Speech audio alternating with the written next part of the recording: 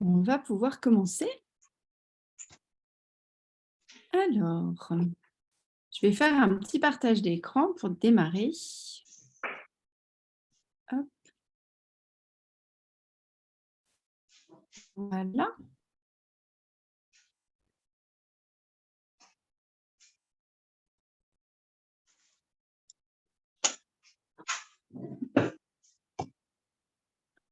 Alors, on va commencer. Puis après, il y a des personnes qui arrivent en cours de route, elles prendront le train en marche pour pas vous mettre en retard. Alors, il y a Sophie qui dit: «Je n'ai pas de son». Ah ben, toi non plus. Bah, décidément. Ouais, alors là, ça doit venir d'un truc qui ne doit pas être activé correctement sûrement. Alors, Bonsoir. bonsoir. Bonsoir. Enchantée Valérie. Avant de commencer, je vous propose de mettre vos téléphones en silencieux pour pas qu'ils viennent vous perturber pendant cette soirée. Je vais vous demander au début d'éteindre vos micros toutes pour pas qu'il y ait de petits bruits, de brouhaha, etc. pendant que je vous parle. Et puis à la fin, quand je vais vous proposer un temps d'échange et de questions, si vous avez des questions, vous pourrez rallumer les micros pour poser vos questions. Il n'y aura pas de souci. Mais voilà, pendant la petite présentation du début, ça peut être sympa s'il n'y a pas des bruits sans arrêt qui coupent le micro pendant que je parle ou des choses comme ça. Donc, je vous invite à couper tous vos micros si vous pouvez vérifier qu'ils sont bien éteints. Ça sera plus confortable pour tout le monde. Je vous propose, si vous n'avez pas près de vous un petit verre d'eau, quelque chose, si vous avez soif pendant la soirée, comme ça vous êtes confort. Et éventuellement, de quoi prendre quelques notes si vous avez envie de prendre quelques notes de ce qui va être dit ce soir. Alors, donc ce soir, je vais vous faire voyager à travers les odeurs et j'ai 4 thèmes que j'avais envie d'aborder avec vous pour vous présenter les odeurs. Donc le premier thème, c'est le sens olfactif, pourquoi c'est une voie d'accès privilégiée aux émotions. Donc je vais vous expliquer tout ça. Ensuite, je vais aborder avec vous les 3 niveaux thérapeutiques de la plante. Ensuite, je vais vous donner l'intérêt de l'approche intuitive avec les huiles essentielles, parce qu'on a des approches plus scientifiques, des approches plus émotionnelles, des approches plus énergétiques. Et dans l'approche intuitive, vous verrez qu'il y a des petites spécificités par rapport à l'approche purement scientifique. Et je vous propose aussi de vous partager comment ces plantes qu'on va choisir peuvent accompagner aussi les personnes entre les séances, ce qui est vraiment un atout super parce que les personnes, quand elles repartent chez elles, continuent de se sentir soutenues entre les séances. Voilà les grands thèmes que nous allons aborder ce soir. Avant de commencer, voilà, je vous indique que vous allez avoir 2 cadeaux qui vont être offerts ce soir. J'aime bien faire des cadeaux. Le premier cadeau, ce sera que vous aurez le replay de la soirée. Donc, si jamais vous arrivez en retard ou si jamais vous partez avant la fin ou si jamais vous avez envie de revisionner pour réentendre certaines choses qui ont été dites, vous aurez la possibilité de le faire puisque dès demain, vous recevrez le replay. Et avec ce replay, je vais vous offrir une petite méditation olfactive guidée pour que vous puissiez vivre une expérience avec les huiles essentielles, une expérience plus émotionnelle, plus subtile peut-être que ce que vous avez peut-être déjà vécu si vous utilisez des fois les huiles essentielles pour d'autres choses chez vous. Voilà, voilà. Alors avant de commencer, je me présente quand même un petit peu. Donc moi, c'est Amélie. Alors moi, je suis thérapeute holistique, énergéticienne parce que j'utilise beaucoup les soins énergétiques dans mes accompagnements, thérapeute olfactive puisque c'est un des outils principaux que j'utilise dans mes séances. J'accompagne des personnes depuis 20 ans puisque j'ai commencé en tant que psychologue en 2003, donc ça date. Et j'utilise les odeurs et les huiles essentielles en thérapie depuis 2012, puisque c'est à partir de là que je me suis formée. Mais avant 2012, j'ai, moi, été accompagnée par les huiles essentielles pendant 3 ans. J'ai fait un gros travail sur moi avec les plantes avant de me former pour devenir moi-même thérapeute olfactive. Je suis aussi donc formatrice, j'adore transmettre et alors des thèmes comme celui-là encore plus. Donc les sagesses des plantes, leur approche intuitive, ça me fait vibrer, j'adore cet outil. Et quand je transmets ça au plus grand nombre, comme je le fais ce soir, pour moi, j'ai la sensation d'œuvrer pour vous rendre un peu plus autonome et libre. Parce que quand on a quelque chose qui est difficile à traverser au niveau émotionnel, on peut aller se faire aider, accompagner évidemment par quelqu'un. Mais parfois, on n'a pas un rendez-vous en claquant des doigts, on doit patienter, ou alors on est entre 2 rendez-vous, où la personne n'est pas là tout de suite, et on se sent un peu démuni. Alors que si on connaît quelques plantes, quelques huiles qu'on a chez soi sur lesquelles on va pouvoir aller s'appuyer, on se sent plus autonome et on se sent plus en sécurité de savoir qu'on peut aussi se débrouiller un peu seul quand on a des choses difficiles à traverser. Voilà, voilà. Donc, pourquoi j'aime aussi cet outil, c'est parce que les gens qui viennent à moi et que j'accompagne, petit à petit, apprennent aussi à s'autonomiser quand je ne suis pas là. Alors, on va commencer par le sens olfactif comme voie d'accès privilégiée aux émotions. Alors, je vous explique tout ça. Donc, le système olfactif, il est très instinctif. Il est instinctif parce que c'est un système qui nous permet aussi de survivre. Si on n'avait pas d'odorat, on pourrait se faire empoisonner en mangeant quelque chose qui n'est pas bon pour nous. Il pourrait y avoir un incendie qui se déclenche chez nous et on n'aurait pas l'alerte par l'odeur et donc on brûlerait dans la maison. Donc c'est un sens qui est vraiment qui aide l'être humain à survivre, qui fait partie des sens qui nous aident au quotidien pour ne pas être en danger.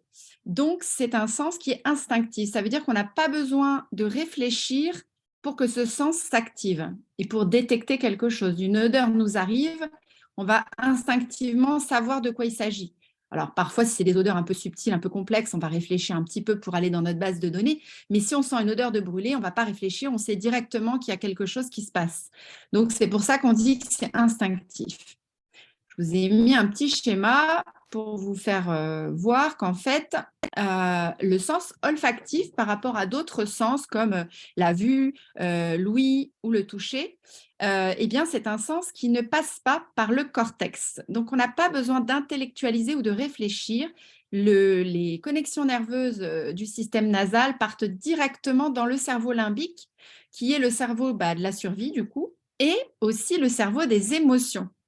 Donc, quand on respire des odeurs, le mental n'a pas trop grand-chose à dire ou à maîtriser là-dedans. Ça part directement dans notre cerveau des émotions et ça vient activer des choses qui ont besoin d'être libérées, nettoyées, ça va nous aider à traverser des émotions, à aller éventuellement rechercher des émotions du passé qu'on a besoin de libérer. Le copain mental, il est un peu en pause pendant ce temps-là parce qu'il ne peut pas avoir la maîtrise de la situation. Donc voilà pourquoi c'est très intéressant de travailler avec l'olfactif pour aller travailler sur les émotions.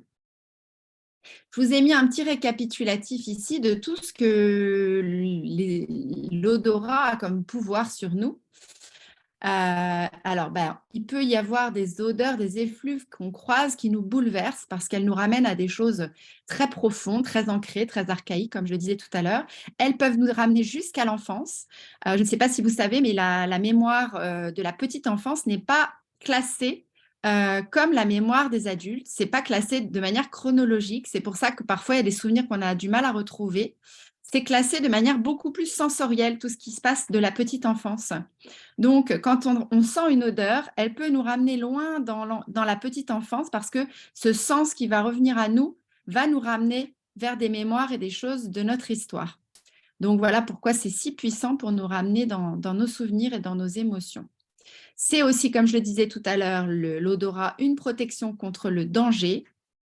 Ça peut nous ramener aussi à des expériences traumatisantes. Une odeur peut vraiment nous ramener à quelque chose qu'on a vécu par le passé qui était On le sait, hein, parfois on croise une odeur et tout d'un coup, on a un souvenir lointain mais fort et intense qui revient à nous.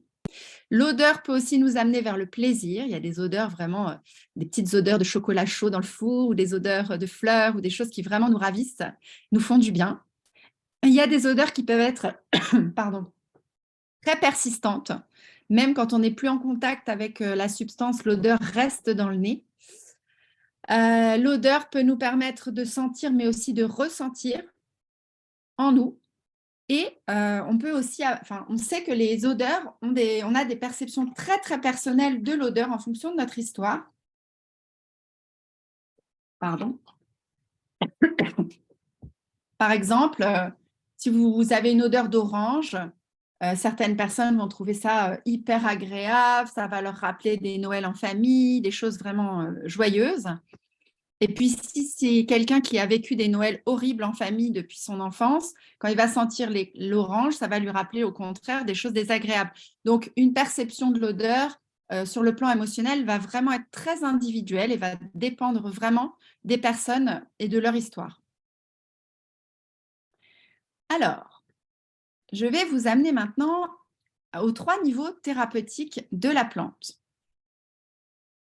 Donc, je vous montre globalement avant d'aller en détail. Donc, la plante va agir sur la physiologie et le corps. Vous allez voir, je vais vous expliquer pourquoi. Elle va agir sur l'émotionnel, sur le cœur, et elle va agir sur notre énergie, sur le côté vibratoire du corps. Pourquoi elle agit sur le plan du corps physique, de la physiologie? Parce que, comme vous le voyez sur ce petit mind map que j'ai fait, on a différentes familles de plantes.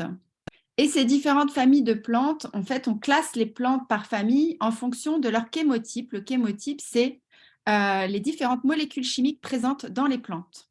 Donc, en fonction des molécules chimiques présentes dans les plantes, on va les classer par famille. Et vous allez voir que selon les molécules chimiques présentes, ça ne va pas du tout avoir la même action, le même fonctionnement par rapport à nos molécules à nous de notre corps. Donc, là, je vous les ai classés par ordre d'apparition sur Terre. Hein. Les conifères sont les plus anciens et puis les apiacées vont être les plus récentes. Donc, voilà. Donc, ça, c'est des détails que vous ne voulez pas aller jusque-là ce soir, c'est trop long et trop compliqué, mais sachez que, voilà, en fonction des familles de plantes, on va retrouver ces molécules-là dans les huiles essentielles présentes dans les plantes. Donc, vous voyez, il y en a un certain nombre différents. Et en fait, chaque plante va avoir plusieurs molécules chimiques à l'intérieur d'elle, mais dans des proportions différentes. Il y a des plantes qui vont avoir beaucoup de sesquiterpènes, d'autres qui vont en avoir très peu. Et en fonction de la présence des molécules chimiques, elles vont avoir sur notre corps, et ça, c'est quelque chose qui est palpable pour le coup, qui est très cartésien et tangible, des effets chimiques sur notre corps. Donc, il va y avoir des plantes qui vont avoir un effet relaxant, comme par exemple la lavande, la camomille, qui vont nous détendre, nous relaxer, les agrumes aussi. Il va y en avoir qui vont avoir des effets anxiolytiques. Alors, la camomille, en plus de calmer, est très anxiolytique. Donc, quand on a des angoisses et qu'on respire la camomille, ça nous ramène vers le calme et ça nous sort de nos angoisses. Il y en a qui vont être stimulantes. Si on est fatigué, qu'on est épuisé, elles vont nous ramener de l'énergie, vont nous redynamiser. Il y en a qui vont être antidépresseurs, d'autres qui vont nous aider à nous concentrer et d'autres qui vont nous équilibrer. Bon, il y a encore plein d'autres vertus, mais je n'ai pas tout mis là ce soir. C'était juste pour vous donner des exemples pour que vous sachiez de quelle manière elles agissent sur notre corps et notre physiologie. Alors, sur le cœur, donc là, je vous ai mis un petit récapitulatif, mais on va en parler un petit peu plus en détail. Les plantes vont agir sur le cœur. Pourquoi? Parce que, comme je le disais tout à l'heure, dans le système olfactif qui va vers le cerveau limbique, on va aller chercher des émotions. Elles vont venir activer en nous des mémoires émotionnelles, des choses qui vont déclencher un « j'aime »,« j'aime pas »,« ça m'inquiète »,« ça me rassure »,« ça me fait du bien ». Voilà, en fonction de ce que ça vient chercher à l'intérieur de nous. Alors, en ce qui concerne les émotions, je vous ai fait un petit récapitulatif aussi sur les émotions. Donc, en fait, je vous ai récapitulé la fonction des émotions, puisqu'elles ont une fonction. Elles ne viennent pas là juste pour nous enquiquiner, elles viennent nous apporter des messages. Donc la peur, par exemple, va nous apporter un message de attention, danger pour nous aider à nous sauvegarder et elle va nous amener à nous adapter pour trouver une solution par rapport à ce qui se passe. La tristesse, elle va nous aider à évacuer, à nettoyer par les larmes quelque chose qui a généré une perte ou quelque chose qui a été difficile pour nous à vivre. La colère va nous amener à nous défendre, à passer à l'action pour ne pas nous laisser envahir, nous laisser entraver par quelqu'un ou quelque chose.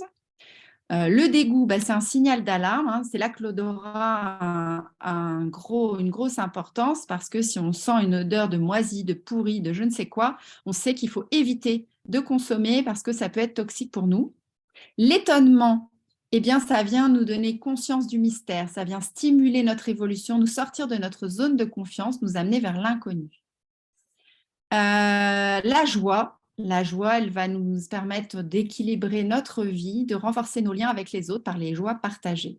Alors, l'amour, il y a certaines personnes qui le considèrent comme une émotion, d'autres qui le considèrent comme une énergie, d'autres qui le considèrent comme un sentiment.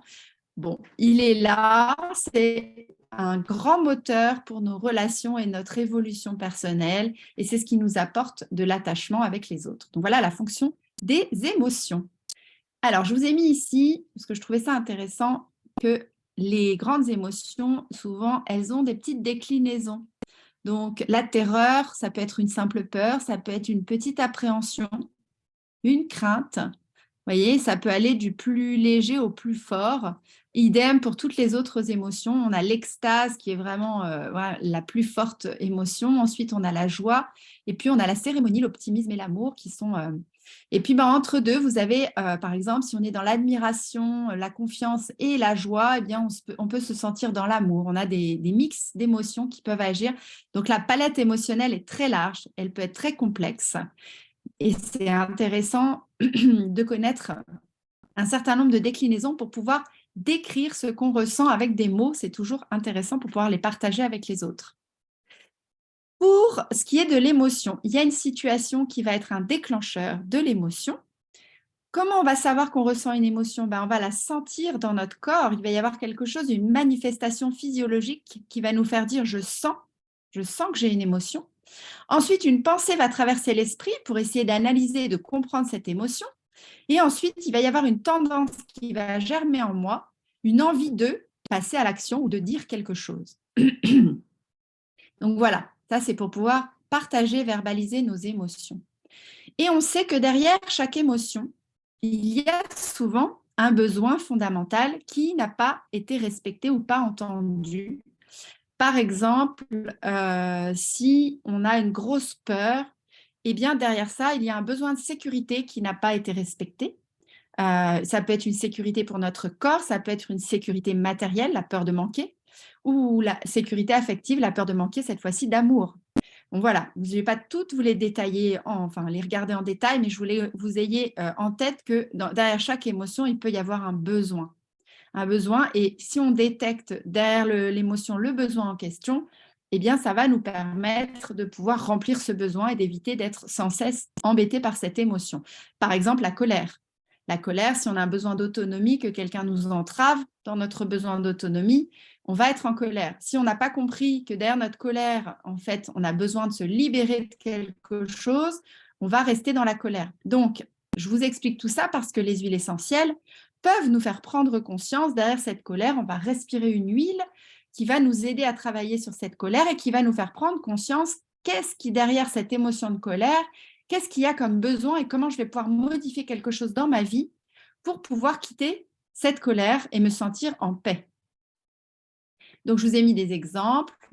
Une émotion positive. Je suis content en ce moment. La situation parce que je suis avec des amis.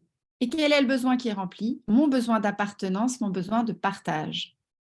Et pour les émotions désagréables, je suis en colère. Quelle situation est en lien avec ça? Mon patron vient de me faire un reproche sur un travail que j'ai rendu. Qu'est-ce qui n'est pas respecté comme besoin qui me met en colère? J'avais un besoin de reconnaissance, de valorisation et de respect. Voilà, petit exemple d'analyse de qu'est-ce qui est caché derrière l'émotion. Alors, par rapport, je vous ai mis un exemple. Hein, j'ai plein de mind maps sur les émotions, mais là, je vous en ai mis un ce soir pour vous donner un exemple. J'ai pris la peur, qui est une émotion qu'on rencontre souvent dans notre vie. Et pour vous expliquer quelle huile essentielle on va pouvoir utiliser pour la peur, eh ben, il y en a plein. Il y en a plein parce que ça va dépendre de l'origine de cette peur.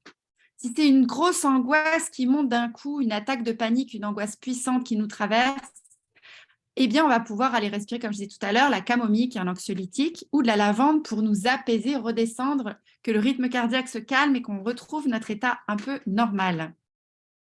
Si c'est un problème de peur parce que je n'ai pas confiance en moi, eh bien, je vais pouvoir respirer du cèdre ou du vétiver pour m'ancrer, redescendre dans mes racines et retrouver de la sécurité.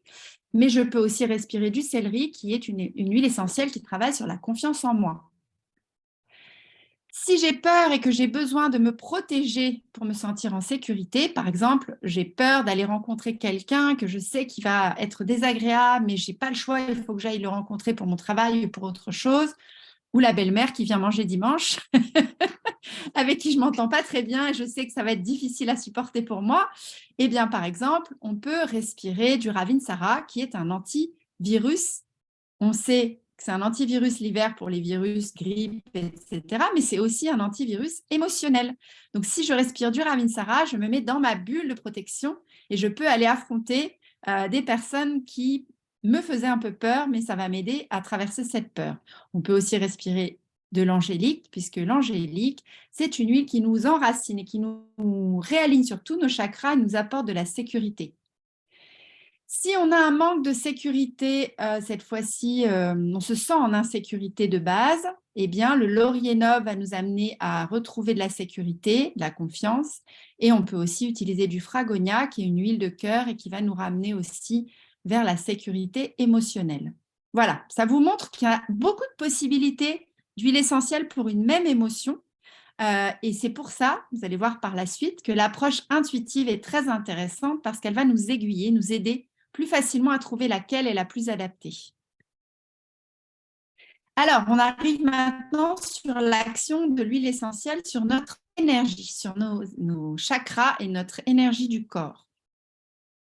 Alors, je vous ai remis un petit, pour les personnes qui n'auraient pas l'habitude de travailler de manière énergétique, je vous ai remis un petit récapitulatif. Donc, nos centres énergétiques du corps sont les chakras, ce qu'on appelle les chakras en médecine ayurvédique. On va appeler plutôt les centres énergétiques et les canaux, les méridiens en médecine chinoise. Mais voilà, on a nos 7 chakras en vertical comme ça, du bas du corps, premier chakra au dernier. Et ces chakras vont être rattachés à notre corps énergétique qu'on peut palper à l'extérieur du corps physique si on le souhaite. Je vous ai mis à côté les principaux corps subtils qui sont reliés. Je vous ai mis les correspondances avec les chakras. Donc, le corps éthérique, celui qui est le plus près du corps physique, c'est relié au premier, deuxième chakra. Le corps astral, il est relié au plexus. Le corps mental est relié au cœur et à la gorge. Le cœur causal au troisième œil et au mental. Et le corps spirituel au coronal. Donc, ça, c'est tous nos corps énergétiques qui peuvent être palpés, ressentis par des énergéticiens si on fait un soin de cet ordre-là. Alors, qu'est-ce qui se passe avec nos huiles essentielles? Eh bien, nos chakras ont différentes vibrations. Du premier au dernier, vous voyez qu'il y a des vibrations différentes entre chaque centre énergétique. Et nos huiles essentielles, elles, ont également des fréquences différentes, des taux vibratoires différents. On voit par exemple que la menthe poivrée va vibrer à 78 MHz alors que la rose de Dama va vibrer à 320 MHz. Donc, on voit bien que selon l'huile essentielle qu'on va choisir, on va pouvoir agir, refaire monter le taux énergétique de quelqu'un qui est un peu raplapla parce qu'il a vécu des choses difficiles ou qui a été malade, grâce à l'huile essentielle, en la respirant ou en faisant un massage éventuellement avec des huiles essentielles diluées dans l'huile de massage. Donc ça, c'est pour l'aspect vibratoire et énergétique. Alors maintenant, quel est l'intérêt d'avoir une approche intuitive des huiles essentielles? Donc, ce que j'appelle l'approche intuitive des huiles essentielles, c'est OK, j'ai des connaissances de base, je sais quelles huiles essentielles travaillent sur quel chakra, je sais quelles huiles essentielles aident telle et telle et telle émotion, mais comment je vais choisir? Est-ce que je vais rester dans mon intellect pour choisir la bonne huile essentielle pour la personne que je vais accompagner? Ou est-ce que je vais aussi, de manière holistique, chercher dans mes différents chakras à moi la réponse pour pouvoir être au plus près et au plus juste de ce qui va correspondre à la personne qui est là en face de moi? Alors, je vous ai remis ici la fréquence aussi énergétique du corps humain. Selon les organes, vous voyez, il y a aussi des fréquences vibratoires différentes. Ça, c'est un corps en bonne santé. Et quand le corps tombe malade, eh bien, il tombe aussi en niveau vibratoire. Là, je vous ai mis des maladies physiques, hein, mais quelqu'un qui va être en dépression, qui va avoir des troubles anxieux, qui va avoir des problèmes d'ordre émotionnel, va également chuter dans ses vibrations. C'est le même principe. Et à force d'être dans des vibrations comme ça, il peut aussi somatiser et déclencher des problèmes après au niveau du corps, manifester des somatisations. Donc, l'importance va être de sentir par différentes... J'arrive plus à bouger mon... Excusez-moi, hop. J'ai plein de petites fenêtres qui s'ouvrent partout dans mon Zoom et du coup, je les bouge pour pouvoir voir mon image. Voilà. Donc, notre rôle de thérapeute, enfin, en tout cas, moi, comme je travaille, ça va être d'entrer en résonance avec la personne qui vient à moi, voir qu'est-ce qui se passe pour elle au niveau de ses émotions, voir ce qui se passe pour elle au niveau de sa façon de réfléchir et voir ce qui se passe pour elle au niveau vibratoire et énergétique. Et en fonction de toutes ces informations, je vais pouvoir, vu que j'ai appris à rentrer en lien avec les plantes sur tous les plans, comme je vous l'ai dit tout à l'heure, intellectuellement, émotionnellement et au niveau vibratoire, je vais pouvoir choisir la plante qui va correspondre au plus près, au mieux de la personne que je vais accompagner. Qu'est-ce que j'ai fait? Voilà, j'étais là. Et donc, je vais devenir un intermédiaire entre la personne et la plante pour pouvoir, en fait, si je peux faire une métaphore, c'est un peu comme si quand vous connaissez vraiment super bien vos amis, si vous avez un ami qui a besoin de quelque chose et que vous connaissez parfaitement les compétences et les qualités de vos autres amis autour de vous, eh ben, vous savez que si quelqu'un a besoin, par exemple, je dis n'importe quoi, d'une aide sur le plan culinaire, eh bien, vous allez lui indiquer votre amie Sophie qui est très, très douée en cuisine et qui va pouvoir lui donner les recettes et les astuces de cuisine dont elle a besoin. Ou le numéro d'Olivier qui est très bon mécano si quelqu'un a besoin de quelque chose au niveau d'une réparation de sa voiture. Eh bien, si vous connaissez parfaitement bien les plantes et qu'elles sont devenues un peu vos amies, vous allez pouvoir indiquer et proposer à la personne que vous accompagnez la bonne plante, le bon ami qui va correspondre parfaitement à ce dont cette personne a besoin. Pour ça, il ne va pas juste falloir apprendre par cœur quelle plante fait quoi et l'intellectualiser, il va falloir respirer la plante, la capter, dialoguer entre guillemets avec elle et comprendre sa façon de travailler pour pouvoir mieux savoir à qui elle va correspondre le mieux dans vos accompagnements. C'est ce que j'appelle l'approche intuitive et sensible des huiles essentielles. Alors, la plante qui peut accompagner les personnes sur un chemin thérapeutique entre les séances. Ça, c'est vraiment ce qui est très, très chouette.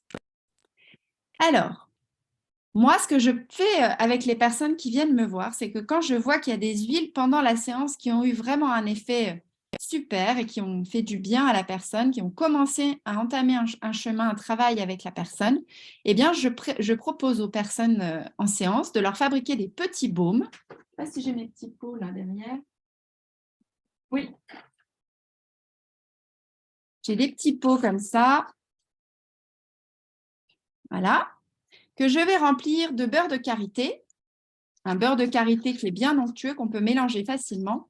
Et je vais mettre dedans quelques gouttes d'huile essentielle pour que la personne puisse continuer de travailler avec ses plantes. Alors, elle peut les respirer comme ça, mais elle peut aussi en mettre sur ses poignets ou sur le plexus ou sous la plante de pied en fonction de l'effet recherché par la plante. Et elle va pouvoir faire ça pendant une semaine, 15 jours, 3 semaines, d'ici la prochaine séance. Et il se passe plein de choses super intéressantes. Avec les plantes entre les séances. Les personnes se sentent soutenues, ont l'impression que le travail continue entre les séances et ça, c'est vraiment quelque chose de très chouette. Et comme je vous disais tout à l'heure, ça les amène à pratiquer en autonomie et à ancrer une façon de s'accompagner et de s'équilibrer quand on en a besoin et qu'on est seul chez soi. Après, les gens, après un certain nombre de séances et un certain temps d'accompagnement, eh bien, vont avoir des petits réflexes déjà pour pouvoir s'accompagner un peu par eux-mêmes quand ils en ont besoin. Alors, je voulais vous proposer, avant de terminer, quelques petits rituels que vous pouvez expérimenter chez vous si vous en avez envie. Donc, on peut diffuser l'huile essentielle de citron chez soi. Ça va amener une légèreté mentale, ça va purifier l'air de toutes les charges émotionnelles. Ça vient donner un grand nettoyage dans la maison et dans la tête. Donc, c'est une belle expérience à vivre si vous avez envie de tester. On peut aussi respirer du géranium. Alors, ça permet de mieux se protéger au niveau du chakra cœur et du coup, on va pouvoir ouvrir notre cœur aux autres sans avoir peur. Si on a vécu quelque chose de difficile et qu'on a peur de reprendre une claque ou une porte dans la figure, eh bien, le géranium va nous sécuriser, nous rassurer et nous permettre de rouvrir la porte aux autres en sécurité. C'est aussi une huile un peu chaud doudou, elle donne de l'amour, de l'affection, elle est très agréable à respirer pour faire un moment de bien-être avec soi-même. Donc, c'est pareil, vous pouvez expérimenter le géranium. Et puis la lavande, alors on sait qu'elle relaxe, qu'elle nous détend, qu'elle nous aide à nous endormir, mais elle est aussi très chouette pour les maux de tête. On sait que les maux de tête, la plupart des gens mettent de la menthe poivrée. C'est super efficace si vous avez un mal de tête d'origine digestive, etc. Mais si c'est un mal de tête d'origine nerveuse, parce que vous avez eu trop de stress dans la journée, vous êtes pris la tête, c'est le cas de le dire, eh bien, masser les tempes ou le troisième œil ou la nuque derrière avec de l'huile essentielle de lavande, eh bien, va vous soulager, vous relaxer, vous détendre et quitter le mal de tête. Donc, c'est très intéressant. Moi, quand les gens me demandent quoi faire quand ils ont mal à la tête, je leur dis, ça dépend quelle est l'origine de ton mal de tête. Si tu ne sais pas, tu testes l'une, tu attends un quart d'heure. Si ça ne passe pas, tu testes l'autre et tu vas tout de suite savoir si c'était nerveux ou si c'était digestif. Voilà, voilà. Alors, nous en venons à ce moment où, si vous avez des questions, alors vous pouvez en poser dans le chat si vous avez envie, mais si vous avez envie d'activer votre micro et de poser les questions oralement, eh bien, n'hésitez pas, je suis là pour y répondre. Est-ce qu'il y a quelqu'un qui a quelque chose à demander, à partager, à dire par rapport aux huiles essentielles et à l'accompagnement émotionnel? Oui, bonsoir. Bonsoir. Alors, je suis Mélanie, future masseuse. Voilà, Oui. on me demande beaucoup pour les femmes enceintes. Et je sais que les huiles essentielles, c'est compliqué pour les femmes enceintes. Mais est-ce qu'une huile essentielle peut agir sur le bien-être, voilà, parce que l'olfactif étant important. Oui, tout à fait. Alors, il faut savoir que bien sûr, il y a des recommandations au niveau des huiles essentielles. Alors là, les 3 que je vous ai proposées juste avant, j'ai choisi des huiles qui n'ont pas de contre-indication particulière, à part que le citron peut éventuellement être photosensibilisant. Donc, il faut éviter d'en mettre juste avant d'aller se mettre au soleil, mais sinon, il n'a pas d'interaction et de choses dangereuses. Pour la femme enceinte, il y a un certain nombre de plantes à éviter. Et sorti de cette liste-là, il y en a beaucoup qu'on peut aussi utiliser en olfaction. Évidemment, on ne va pas les ingérer quand on est enceinte, mais à respirer, elles ne sont pas du tout dérangeantes. Et notamment, quelque chose que tu peux mettre dans la pièce qui est très agréable et qui fait du bien aux femmes enceintes, c'est le géranium. Tu peux mettre quelques gouttes de géranium, par exemple, sur les petits coins de ta table de massage. Elle va entrer, elle va sentir le géranium, elle va être dans une bulle d'amour et ça va être très agréable pour elle, très sécurisant. La lavande aussi, il n'y a aucun souci avec la lavande. Enfin, tu en as quelques-unes en fait qui vont être vraiment sympas à utiliser. En olfactif, il n'y aura pas du tout de problème avec des femmes enceintes ou des très jeunes enfants. Mais c'est vrai que il vaut mieux vérifier les bébés, oui. Voilà, il vaut mieux vérifier les contre-indications effectivement pour être tranquille, même si en olfactif, il y a moins de danger que quand on les consomme, il y a quand même quelques petites précautions à prendre et c'est bien effectivement de s'en assurer avant de les utiliser. Comme ça, tu es en sécurité, tu es tranquille. Parce que parfois, ça peut arriver qu'en fait, l'huile n'a rien à voir avec le problème, mais rien que le fait qu'on n'est pas tranquille et qu'on n'est pas sûr de soi, s'il y a quoi que ce soit qui se passe après, on va incriminer l'huile alors qu'elle n'a rien à voir avec la situation. Donc, il vaut mieux s'en assurer, être vraiment tranquille dans sa tête. Oui, même sur les enfants, quoi, voilà. C'est ça. Alors, il y a romarin, tout ça. Il y a Sophie qui me dit, quelle huile conseilleriez-vous pour une... Oups là, ça a été très vite. Pour une addiction. Alors, en fait, ça va être un petit peu pareil. Je vais avoir des réponses un peu vagues, mais c'est difficile parce qu'en fait, c'est comme pour la peur tout à l'heure. Ça va dépendre de la nature Alors oui, c'est une addiction au sucre, mais de la nature de l'addiction. Est-ce que c'est parce que j'ai un manque affectif que je me jette sur le sucre parce que je veux compenser quelque chose? Dans ce cas-là, j'irai sur des huiles de cœur. Ou alors, est-ce que c'est parce que j'ai du mal à réguler, à sentir la satiété? Dans ce cas-là, j'irai sur une huile qui correspondrait peut-être plus au plexus. Alors, les huiles de cœur, vous avez, comme je disais, le géranium, il y a la palmarosa, il y a le petit grain. Tout ça, c'est des huiles de cœur qui peuvent être sympas pour travailler sur la sphère émotionnelle. Si on veut réguler mieux notre côté satiété, ça peut être une huile de deuxième ou troisième chakra. Donc, ça peut être des agrumes, ça peut être des huiles comme l'estragon pour le plexus. Enfin, voilà, il y a plein de possibilités. Donc, c'est très difficile de t'en choisir une en particulier. Ça va dépendre de qu'est-ce qui fait qu'on a une addiction au sucre. Donc, c'est vrai qu'en séance, je demande des petits détails aux personnes pour pouvoir aller au plus juste de ce qu'elles vivent. Ou alors, je me branche et je me centre sur le plan énergétique pour savoir quoi leur proposer. Est-ce que toutes les huiles essentielles sont interdites pour... Oups là. Elle est là, voilà. Est-ce que toutes les huiles essentielles sont interdites pour les personnes qui font des crises d'épilepsie, contre-indication pour les personnes autistes? Pas du tout. Tu as un certain nombre d'huiles essentielles interdites pour l'épilepsie, mais tu en as un grand nombre qui sont autorisées. De la même manière que pour les femmes enceintes, il faut bien les connaître et regarder les contre-indications. Mais il y a plein d'huiles essentielles qu'on peut utiliser avec les épilepsies, avec les épileptiques, pardon. Il y a des listes en fait à connaître. Dans les formations que je donne, en fait, pour chaque huile essentielle, à chaque fois, je donne les contre-indications précises pour que les personnes travaillent en sécurité. Pourrais-tu nous conseiller un ouvrage qui parle du sujet huile essentielle énergétique? Oui, vous avez le livre de Lydia Bosson. Alors, attendez, que je ne dise pas de bêtises. Je l'ai là sous la main. Je vais pouvoir vous donner la référence parce que j'ai plein de livres sur les huiles essentielles et parfois je confonds, je mélange les titres. Donc, je vais... Hop, où est-ce qu'il est? Je crois que ça s'appelle aromathérapie énergétique ou quelque chose comme ça. Je vais retrouver. Je regarde les autres questions pendant ce temps-là. Je vais y revenir après.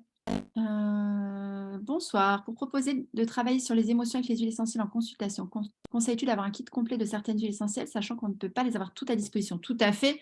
En fait, quand je forme des débutantes en thérapie holistique, je leur dis toujours qu'il vaut mieux en avoir un petit nombre et bien les connaître pour pouvoir bien guider les personnes parce qu'on les connaît bien, plutôt que d'en avoir énormément pour dire d'avoir une palette très importante et de ne pas vraiment bien les connaître et de ne pas bien les utiliser. C'est plus simple de commencer avec un petit nombre et puis au fur et à mesure d'en découvrir davantage et d'en rajouter. En plus, ça coûte très cher. Donc, pour avoir une palette étendue d'huile essentielle, au démarrage, ça coûte quand même pas mal d'argent pour démarrer. Donc, il vaut mieux y aller progressivement. Dès que j'utilise une huile en diffusion, j'ai rapidement une sensation de gêne à la gorge. Ça veut dire que je suis allergique. Comment l'utiliser autrement? Pas forcément. Après, ça dépend de ce que tu utilises comme huile essentielle. Peut-être.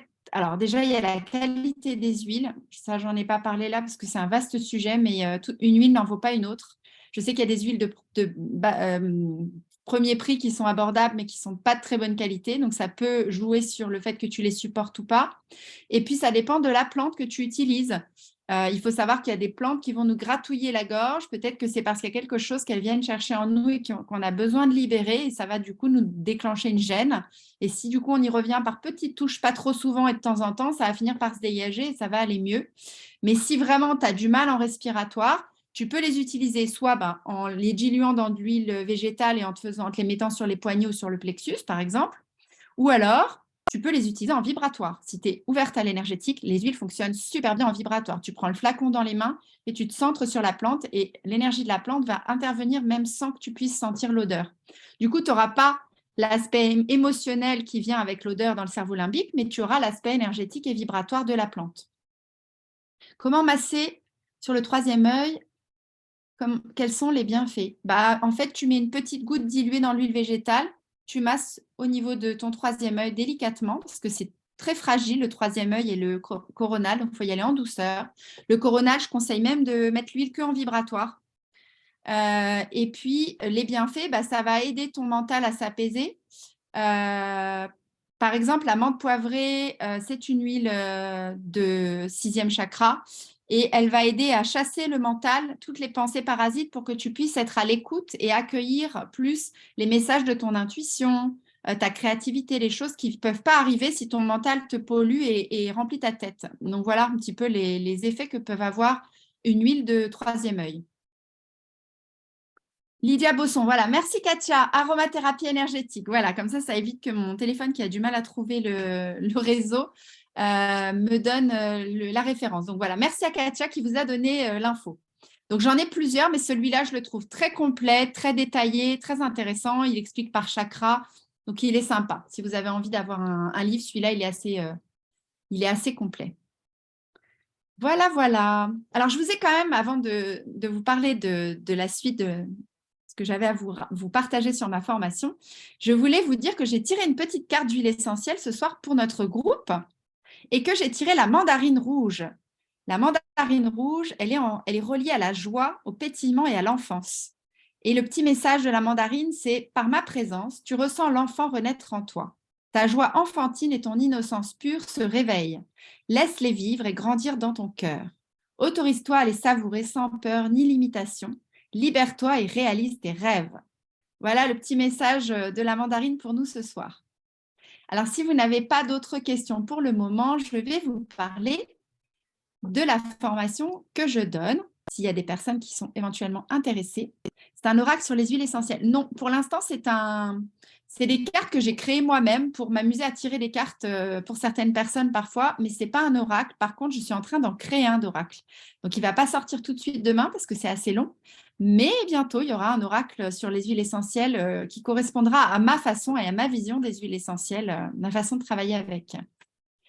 Alors, le programme de la formation que je donne, que j'ai appelé poétiquement Gardienne des senteurs, c'est en fait une formation pour devenir thérapeute olfactive. Donc, vous avez 8 semaines de formation à raison d'un live de 2 heures par semaine. Et voici le programme.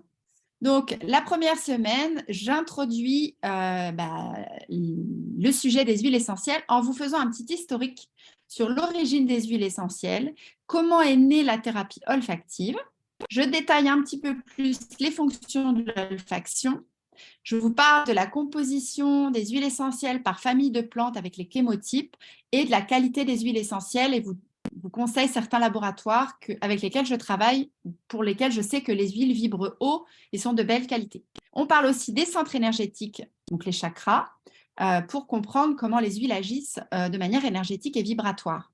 On parle des émotions et des besoins cachés derrière, un peu plus en détail que ce que je vous en ai dit ce soir, pour que tout le monde soit au point pour continuer la suite. La deuxième semaine, on va travailler sur les huiles d'ancrage. Dominique, oui, il y a un replay que tu recevras demain. Tout le monde recevra le replay demain. Donc, tu pourras regarder le début que tu as raté à partir de demain. Donc, on va ensuite avancer chakra par chakra chaque semaine. Donc, première semaine, les huiles d'ancrage en lien avec le premier chakra, les correspondances, les besoins psycho-émotionnels qui correspondent à ce chakra. Et vous allez explorer de manière olfactive et énergétique les plantes en live, en direct avec moi. Je vais vous faire des petites visualisations, des méditations pour vous connecter avec l'énergie et l'âme de ces plantes, pour que vous puissiez apprendre à les connaître, pas seulement intellectuellement, mais aussi de manière subtile, sensible, pour que cette formation soit un peu holistique et pas uniquement intellectuelle. Donc, ça, c'est pour le premier chakra. Donc, à la fin de ce de ce deuxième live, vous connaîtrez les huiles essentielles qui correspondent au premier chakra. Vous les aurez personnellement expérimentées et vous serez capable, du coup, de les réutiliser intuitivement et de pouvoir savoir lesquels conseiller aux personnes que vous accompagnez. La troisième semaine, on passe au chakra sacré. Donc, de la même manière, on refera les mêmes expérimentations. Je vous donnerai les informations nécessaires. À chaque fois, vous aurez un mind map récapitulatif pour chaque huile pour que vous ayez ce que j'ai moi ici, des petits livrets avec toutes les plantes détaillées, etc., dans votre cabinet pour que vous puissiez les utiliser très facilement parce qu'on n'a pas, enfin moi en tout cas, je n'ai pas une mémoire phénoménale et je ne peux pas toujours tout retenir. Donc, si jamais vous avez besoin de vous référer, de vérifier la compatibilité avec les personnes que vous recevez, etc., vous avez des traces écrites. La 4e semaine, on va à la rencontre des plans du plexus, donc de la confiance en soi et du passage à l'action. Et de la même manière, on reprend toutes les huiles qui correspondent à ce chakra, les besoins psycho-émotionnels et tout ce qu'il faut. Et à la fin, vous connaîtrez donc les huiles de ce chakra, vous les aurez expérimentées et vous saurez les réutiliser. 5e semaine, on va aller voir les huiles de cœur qui vont nous amener vers l'amour inconditionnel de nous-mêmes et des autres. Donc, travail, dépassement de la colère, dépassement de la rancœur, réouverture du cœur quand on a été blessé. C'est un chakra très important aussi à explorer. 6e semaine, on va explorer les huiles de l'expression de soi, les huiles de la gorge. Ça, c'est aussi les personnes qui font mes formations. Il y a toujours des choses très intéressantes qui se passent avec ce chakra de la gorge. Dans les sensations du corps, il se passe plein de choses en respirant les huiles et elles sont toutes différentes. Elles agissent de manière complémentaire. La 7e semaine, pardon, je vais y arriver. On arrive sur le 6e chakra, donc les huiles de l'intuition et de la clarté mentale. Et enfin, la dernière semaine, on est sur les huiles du chakra coronal, donc de l'ouverture à plus grand que soi, de l'intuition, de la connexion, de l'âme, etc. Et dans cette semaine-là, comme c'est la dernière, je vous amène aussi à des pratiques thérapeutiques en lien avec chaque émotion, où là, vous aurez un mind map sur chaque émotion que vous aurez à accompagner, avec toutes les huiles essentielles qui peuvent correspondre en fonction des besoins de la personne en lien avec cette émotion. Donc, voilà un petit peu cette formation. Alors, donc, je récapitule comment ça fonctionne. 2 heures de formation en live pendant 8 semaines. Des échanges et des partages au sein de la communauté de praticiennes. Vous avez un groupe Facebook privé dans lequel il y a des partages, des échanges et des discussions avec d'autres thérapeutes olfactifs qui ont déjà fait la formation pour pouvoir coopérer les unes avec les autres, se soutenir. Il y aura des temps de pratique olfactive ensemble en direct, comme je vous l'ai dit, des traces écrites sous forme de carte mentale et un accès au Facebook privé Gardienne des senteurs. Voilà, alors cette formation, je propose pour les personnes qui ont suivi cette masterclass un tarif de 457 € qui est payable jusqu'en 4 fois. Donc, si on le paye en 4 fois, ça nous fait 114 € par mois. J'ai essayé d'étaler au maximum pour que ça puisse être accessible au plus grand nombre de personnes selon les bourses de chacun. Et voilà ce que j'ai à dire par rapport à cette formation. Je vais vous mettre le lien pour celles qui auraient envie de s'y inscrire dans le chat. Mais en attendant, si vous avez des questions plus particulièrement du coup sur la formation, eh bien, je suis là pour y répondre. N'hésitez pas. Hop. Voilà, je vous ai mis le lien. Si vous avez envie d'aller voir la page et puis de vous inscrire. Donc, ça commence lundi prochain, le 15 mai, et ça durera 8 semaines. Ça sera tous les lundis soirs. On commence à 20h30, ça dure 2 heures, donc de 20h30 à 22h30. Avec, en général, jusqu'ici, moi, je n'ai toujours eu que des femmes super chouettes dans mes groupes. Donc, c'est une ambiance très chaleureuse, très sympathique. Et puis, voilà, les personnes qui ont suivi mes dernières formations maintenant sont sur le terrain avec leurs huiles et sont hyper heureuses. Est-ce que tu animes régulièrement cette formation? En général, je la propose 2 fois par an. Parce que comme je fais d'autres formations aussi, voilà, j'alterne les formations dans l'année pour pouvoir donner chacune des formations qui me plaît et qui m'animent. Et donc, voilà. Eh bien, avec grand plaisir, Fahima. Moi aussi, j'ai beaucoup apprécié ce petit moment passé avec vous. Alors, je vais arrêter le partage d'écran, comme ça, je vais plus voir les visages des personnes. Si vous avez besoin de poser des questions, d'échanger, de partager, n'hésitez pas. On a encore un petit peu de temps. Je peux encore vous accorder un petit peu de temps pour répondre à vos interrogations ou si vous avez des partages ou des choses à dire sur les huiles essentielles. Je me lance, hein, voilà, c'est Elisabeth. Oui. Déjà, merci pour votre générosité ce soir et de nous partager voilà, du coup un avant-goût de ce qu'est la formation. Personnellement, j'ai trouvé ça très intéressant. Alors, je suis pas du tout thérapeute, voilà, mais on va dire dans une vie parallèle, je m'intéresse beaucoup et aux huiles essentielles, à la psychologie, du coup, voilà, tous vos exemples, du coup, et votre parcours de psychologue me parlait beaucoup, hein, donc en lien avec les huiles essentielles. Et voilà, je pense que spontanément, je pense que je vais rejoindre la formation. Là, c'est un peu à chaud, donc je me laisse quelques jours. Mais en tout cas, merci beaucoup pour tous ces partages ce soir. Avec grand plaisir et je serais ravie de t'accueillir dans cette formation. Oui, en fait, j'essaie de proposer des choses, de temps en temps, des choses gratuites pour éveiller le plus grand nombre de personnes et puis donner des petites informations pour les personnes qui ont envie d'utiliser les huiles même sans devenir thérapeute. Et puis, voilà, je propose des choses aussi plus détaillées et plus approfondies pour les personnes qui sont intéressées pour plonger en détail dans cet univers et se former pour pouvoir éventuellement.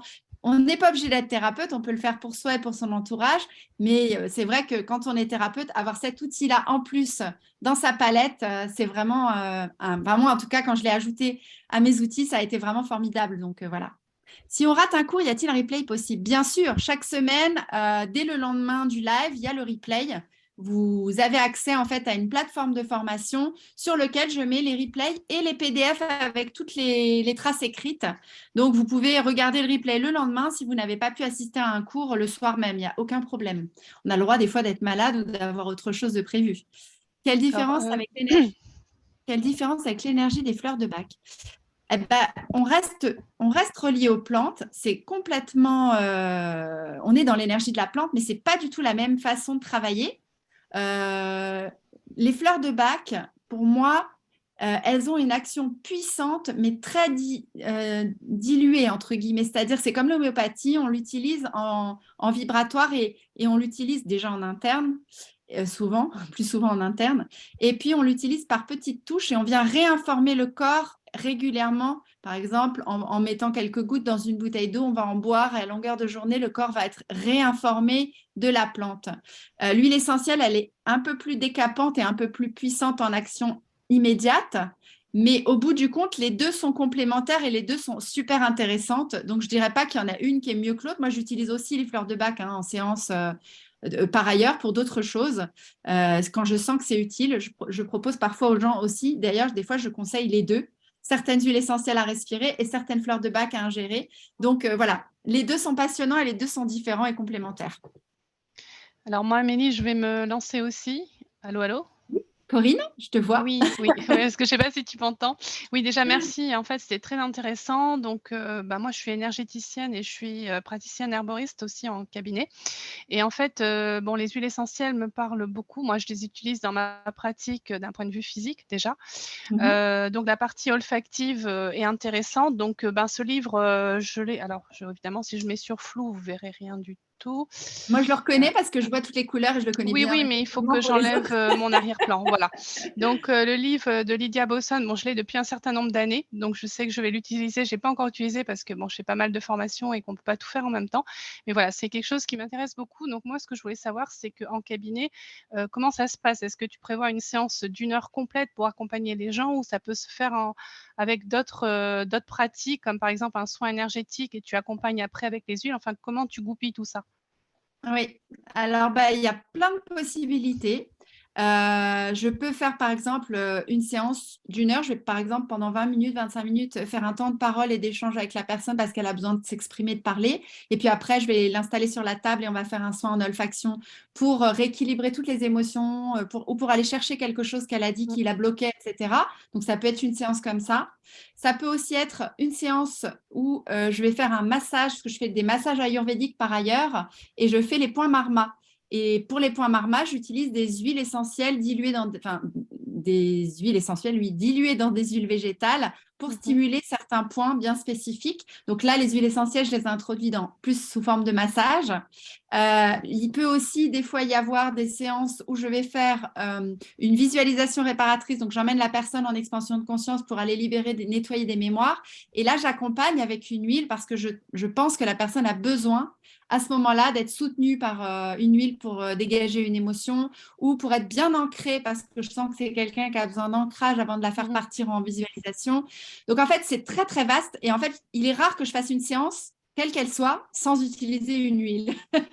C'est vraiment devenu le centre de mes outils thérapeutiques, quoi. D'accord. Et pour avoir expérimenté aussi l'olfactothérapie, tu leur fais sentir, voilà, avec, enfin, comme on fait sentir les parfums, en fait, et tu mets, et puis ils se laissent. J'ai mes petites, ouais, voilà. mes petites touches de parfumeur comme ça en papier. Les gens sont allongés, je mets ça comme ça là et ils respirent leur petite odeur de cette manière-là. Mais il m'arrive aussi, quand je suis en train de faire un soin énergétique, de sentir que la personne manque d'ancrage et de lui mettre une goutte sous les pieds ou de lui mettre le flacon entre les jambes en vibratoire. Enfin, vraiment, c'est pour ça que j'aime l'approche intuitive, c'est qu'après, une fois qu'on est en confiance avec les plantes, on fait instinctivement et intuitivement ce qu'on sent qui va être le mieux adapté et bon pour la personne qu'on accompagne. Et du coup, tout est possible, en fait. Ça ouvre un champ d'utilisation qui est très, très, très riche. Et on peut faire appel à notre créativité aussi si on sent quelque chose de particulier. Oui, les huiles essentielles sont très puissantes pour les crises d'angoisse. Moi, j'ai déjà utilisé l'huile essentielle de camomille romaine et de petits grains de bigarade. Effectivement, c'est très, très fort. Déjà, avec l'odeur, ça calme tout de suite. Après, effectivement, l'approche intuitive, je pense qu'on va au-delà. J'imagine au-delà de ce que ça peut faire physiquement, en fait. Donc oui, c'est très... Au niveau de l'approche intuitive, tu as des archétypes de plantes, en fait, aussi, qui viennent encore en plus. Par exemple, la camomille, on dit que c'est la grand-mère qui prend sur ses genoux et qui réconforte l'enfant. Donc, il y a ces archétypes-là qui viennent s'ajouter aussi. La lavande, c'est la mère divine. C'est quand on a besoin, par exemple, de travailler sur une histoire difficile avec une mère incarnée, on va pouvoir aller retravailler la mère avec un grand M grâce à la lavande. Enfin, voilà, il y a plein d'archétypes aussi avec les huiles essentielles, puisqu'on est vraiment avec l'âme de la plante. Donc, on est vraiment dans des archétypes énergétiques forts. Et donc, il y a ça qui se rajoute au côté purement chimique et émotionnel, effectivement, qu'on connaît quand on les utilise. Moi, je les utilisais en aroma avant de les utiliser en vibratoire et en émotionnel. Et c'est vrai que, voilà. Par contre, il y a plein de ponts à faire. Ça, c'est hyper intéressant pour les personnes qui utilisent déjà les plantes en aromathérapie. Elles sont souvent agréablement surprises de voir qu'il y a des ponts de métaphores qui se font entre l'action sur le corps physique et l'action émotionnelle, en fait. D'accord. Et le deuxième moment où tu proposes tes formations, c'est quand? Parce que moi, personnellement, là, vu que j'ai 50 000 formations à faire, ce ne sera pas possible pour moi. Mais par contre, voilà, je voulais découvrir quand même l'approche. Ça sera sûrement à l'automne, la prochaine. À l'automne? Ouais, je n'ai pas la date exacte encore en tête. Je vais bientôt les mettre sur mon site internet, là, les dates de formation, parce que je suis en train de prévoir tout mon planning pour l'année qui vient, enfin pour l'année en cours à partir de maintenant. Mais ça sera à l'automne, oui. D'accord, ce sera peut-être mieux pour moi à ce moment-là parce que ça a l'air d'être très intéressant, mais bon, on ne peut pas tout faire en même temps, mais bon, ça reste une possibilité d'évolution. En tout cas, merci beaucoup, c'était très intéressant, vraiment. Avec plaisir. Alors, est-ce qu'il y a d'autres petites questions ou d'autres... Moi, je voulais vraiment te remercier parce que c'est vrai que j'avais un peu peur. Moi, j'anime des groupes de parole autour des émotions. Et voilà, je fais aussi des formations autour des émotions. Et je suis ravie parce que j'entends beaucoup, il y a les émotions positives, les émotions négatives. Et c'est vrai que voilà, j'avais un peu peur, je me disais, qu'est-ce que je vais entendre? Et du coup, je suis ravie. Du coup, vraiment, merci beaucoup parce que en fait, tout ce que tu as présenté est vraiment sur la lignée de ce que j'anime et ce que je transmets. Et du coup, voilà, je voulais vraiment te remercier pour toute cette transmission. C'est vraiment magnifique. Ouais. Merci beaucoup. Merci à toi.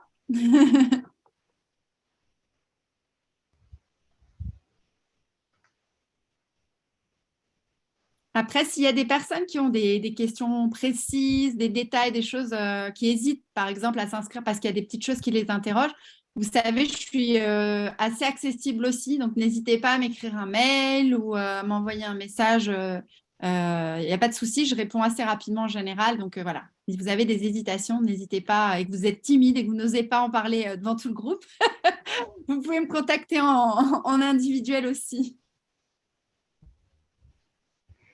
Bonsoir. Alors, oui. C'est moi, Valérie. Merci Valérie. pour cette présentation claire, limpide, top. Merci beaucoup. Par contre, le lien pour aller sur le site, ça ne fonctionnait pas. Et je ne l'ai pas trouvé non plus sur le mail. Alors, pourquoi est-ce qu'il ne marche pas? Pourtant, j'ai fait copier-coller. Alors, j'ai Fred, je ne sais pas si tu es encore là. Tu peux remettre le lien éventuellement. Fred, c'est la personne qui m'accompagne pour la communication et en général, quand il y a un bug, il me remet le lien sur le chat, mais je ne sais pas s'il est là. Voilà, ça y est, il est réactif. Il est formidable. Merci Fred. Merci. Donc, il faut essayer celui-là. Normalement, voilà, ça devrait marcher. Allez, Alors, je vais essayer. Merci beaucoup. je suis également en formation jusqu'en juillet. Je reviendrai éventuellement à l'hôtel. OK, merci Karen. Est-ce qu'il y a encore une petite question, quelque chose à dire? Et puis sinon, après, on va se quitter. Je vais vous laisser finir de passer votre soirée tranquillement chez vous. Et puis donc, demain, vous recevrez le replay et puis la petite méditation olfactive si vous avez envie d'aller explorer les méditations olfactives, en sachant que si vous avez l'huile essentielle, vous pouvez le faire en respirant l'huile essentielle. Si vous ne l'avez pas, vous avez le droit de faire en vous connectant tout simplement à l'énergie et l'âme de la plante. Ça marche très bien aussi. Pour la petite histoire, moi, quand j'ai fait ma première formation en olfacto, il y a un certain nombre d'huiles essentielles que je n'ai pas pu respirer pendant la formation puisque j'étais allaitante. Donc, j'ai fait un grand nombre d'huiles en vibratoire uniquement. Et c'est là que en fait, c'était très bien parce que ça m'a fait prendre conscience tout de suite de la puissance de l'effet vibratoire, puisque je décrivais à la formatrice les effets de la plante bien précisément, presque plus que certaines qui l'avaient respiré. Donc, ça m'a bluffée. Je me suis dit, waouh, purée, c'est puissant. Donc, voilà, la deuxième formation que j'ai fait par la suite, je n'étais plus allaitant. Donc là, j'ai pu la respirer pleinement. Mais tout ça pour dire que ça marche très bien aussi en vibratoire. Donc, si vous manquez des huiles, c'est pareil. Pendant la formation, les gens me demandent parfois s'il faut acheter toutes les huiles. Ben non, vous achetez les huiles que vous avez envie d'acheter. Mais si vous n'avez pas envie d'acheter toutes les huiles parce que c'est un budget aussi, il n'y a pas de problème. Vous pouvez vous brancher, vous connecter au niveau vibratoire à la plante et ça marche très bien. Vous verrez, les personnes sont bluffées en général au fur et à mesure des huiles qu'on expérimente. Eh bien, je vais vous laisser. Je vous souhaite à toutes une très bonne soirée. À bientôt pour celles qui s'inscriront et puis celles qui s'inscriront plus tard aussi. Et je vous dis plein de belles choses pour la suite à chacune. Merci beaucoup, beaucoup, Amélie. Bonne Bonne soirée. soirée. Merci Au revoir. beaucoup. Merci. Au revoir. Merci, au revoir.